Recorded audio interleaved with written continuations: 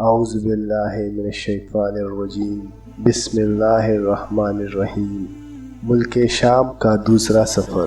جب آپ صلی اللہ علیہ وآلہ وسلم کی عمر شریف تقریباً 25 سال کی ہوئی تو آپ کی امانت اور صداقت کا چرچا دور دور تک پہنچ چکا تھا۔ حضرت خدیجہ رضی اللہ تعالی عنہا مکہ کی ایک بہت ہی مالدار عورت تھی۔ ان کے شوہر کا انتقال ہو چکا تھا۔ ان کو ضرورت تھی کہ کوئی امانت دار آدمی مل جائے تو اس کے ساتھ اپنی تجارت کا مال اور سامان ملک شام بھیجے۔ چنانچہ ان کی نظر انتخاب نے اس کام کے لیے حضور صلی اللہ علیہ وآلہ وسلم کو منتخب کیا اور کہلا بھیجا کہ آپ صلی اللہ علیہ وآلہ وسلم میرا مال تجارت لے کر ملک شام جائیں، جو معاوضہ میں دوسروں کو دیتی ہوں آپ صلی اللہ علیہ وآلہ وسلم کی امانت اور دیانتداری کی بنا پر میں آپ کو اس کا دگنا دوں گی۔ حضور پاک صلی اللہ علیہ وآلہ وسلم نے ان کی درخواست منظور فرما لی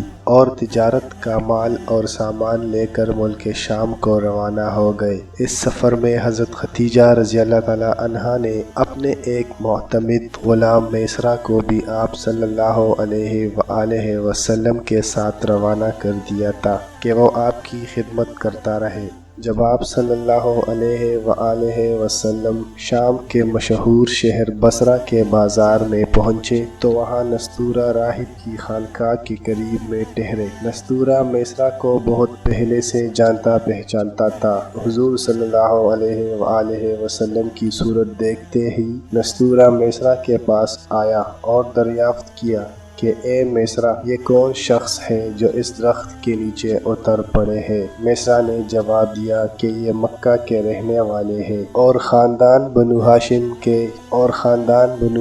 کے چشم و چراغ ہے۔ ان کا نام محمد اور لقب امین ہے۔ نستورہ نے کہا کہ سوا نبی کے اس درخت کے نیچے آج تک کبھی کوئی نہیں اترا، اس لیے مجھے یقین کامل ہے کہ نبی آخر الزماں یہی ہے، کیونکہ آخری نبی کی تمام نشانیاں جو میں نے تورات اور انجیل میں پڑھی ہے وہ سب میں ان میں دیکھ رہا ہوں۔ کاش میں اس وقت زندہ رہتا جب یہ اپنی نبوت کا اعلان کریں گے تو میں ان کی بھرپور مدد کرتا اور پوری جاں نثار کے ساتھ ان کی خدمت گزاری میں اپنی تمام عمر گزار دیتا۔ اے میسرہ، میں تم کو نصیحت اور وصیت کرتا ہوں کہ خبردار، ایک لمحے کے لیے بھی تم ان سے جدا نہ ہونا اور انتہائی خلوص اور عقیدت کے ساتھ ان کی خدمت کرتے رہنا، کیونکہ اللہ تعالیٰ نے ان کو خاتم النبیین ہونے کا شرف عطا فرمایا ہے۔ حضور اقدس صلی اللہ علیہ وآلہ وسلم بصرہ کے بازار میں بہت جلد تجارت کا مال فروخت کر کے مکہ مکرمہ واپس آ گئے۔ واپسی میں جب آپ کا قافلہ شہر مکہ میں داخل ہونے لگا تو حضرت بی بی خدیجہ رضی اللہ تعالی عنہا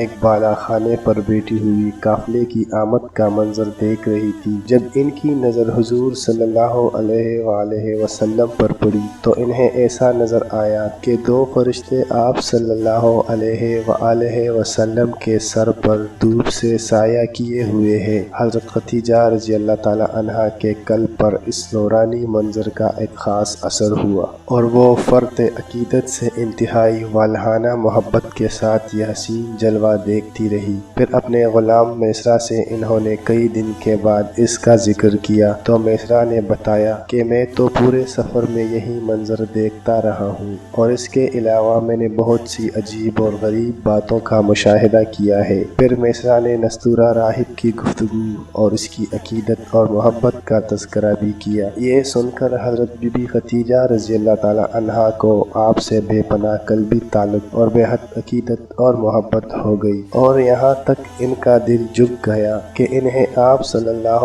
علیہ وآلہ وسلم سے نکاح کی رغبت ہو گئی۔ حضرت بی بی خدیجہ رضی اللہ تعالی عنہا مال اور دولت کے ساتھ انتہائی شریف اور عفت مآب خاتون تھی۔ اہل مکہ ان کی پاک دامنی اور پارسائی کی وجہ سے ان کو طاہرہ کہا کرتے تھے۔ بڑے بڑے سردار قریش ان کے ساتھ عقد نکاح کے خواہش مند تھے، لیکن انہوں نے سب پیغاموں کو ٹکرا دیا، مگر حضور اقدس صلی اللہ علیہ وآلہ وسلم کے پیغمبرانہ اخلاق اور عادات کو دیکھ کر قرآن آپ صلی اللہ علیہ وآلہ وسلم کے حیرت انگیز حالات کو سن کر یہاں تک ان کا دل آپ کی طرف مائل ہو گیا کہ خود بخود ان کے قلب میں آپ سے نکاح کی رغبت پیدا ہو گئی۔